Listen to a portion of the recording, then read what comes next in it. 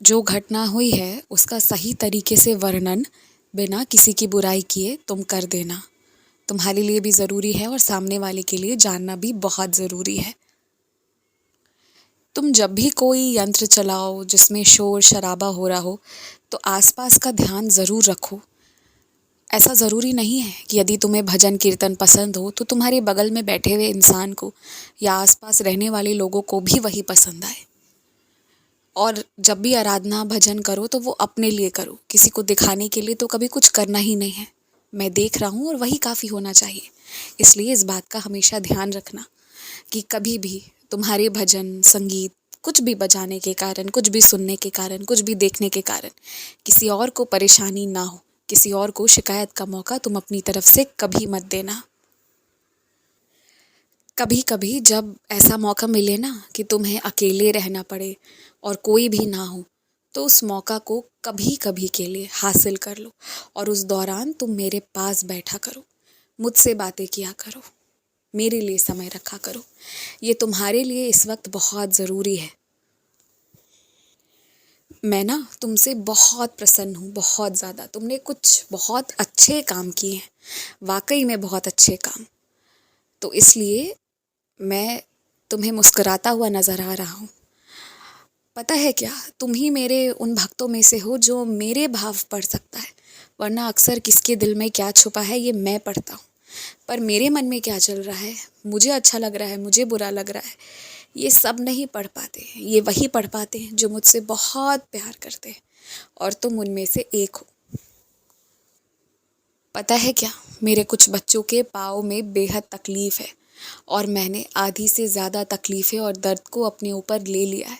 तुम यदि चाहो ना तो मेरे पाँव को देख लो, तुम्हें पता चलेगा कि तुम्हारी तकलीफ़ें मैंने ले रखी हैं, इसलिए असर तुम पर कम है।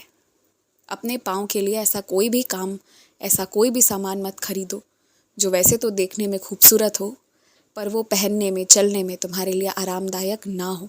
इस चीज़ का ख्याल करो, जो आराम नहीं दे उसे नहीं लेना है।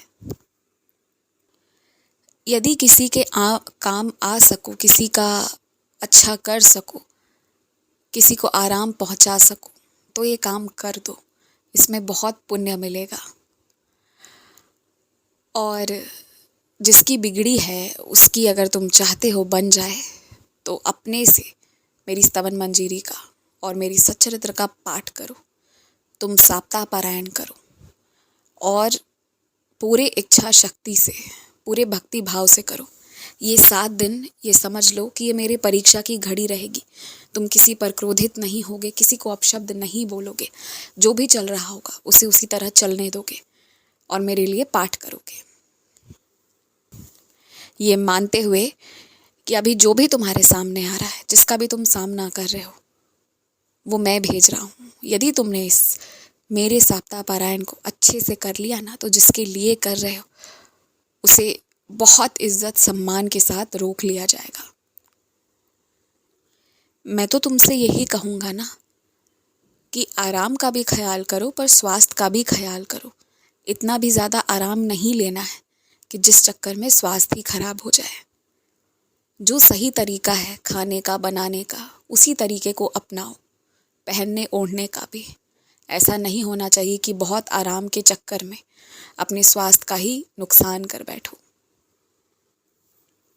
कोई सामान कम में मिल रहा हो तो इसका मतलब ये नहीं है कि तुम्हें वो ले लेना है। जिसकी ज़रूरत है वही लो और जब कुछ लो तो कुछ दो भी किसी को। जो तुम्हारे पुराने चप्पल हों जिन्हें अब तुम पहनते नहीं हो, पहनना नहीं चाहते हो, वो किसी को दे दो, कोई पहन लेगा, किसी का कल्याण होगा और तुम्हें आशीर्वाद मिलेगा। तुम्हारे पास तो यूं ही रखे पड़े हैं ना, तो उन छोटी छोटी चीज़ों को बांटो और खुशियाँ आराम पहुँचाओ दूसरों को भी। तुम दूसरों की सोचो, तुम मेरी सेवा की सोचो। तुम्हारी सेवा के लिए हज़ारों सेवक तैयार हैं। खुश रहो।